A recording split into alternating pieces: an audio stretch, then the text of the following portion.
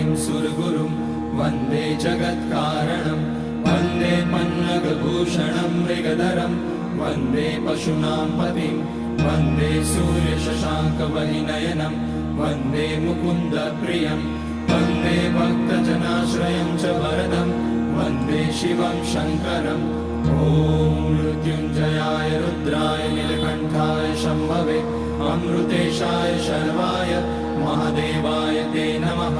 नमस्तेऽस्तु भगवन् विश्वेश्वराय महादेवाय त्र्यम्बकाय त्रिपुरान्तकाय त्रिकाग्निकालाय कालाग्निरुद्राय नीलकण्ठाय मृत्युञ्जयाय सर्वेश्वराय सदाशिवाय श्रीमान् महादेवाय नमः। ॐ नमः शम्भवाय च मयोभवाय च नमः शङ्कराय च मयस्कराय च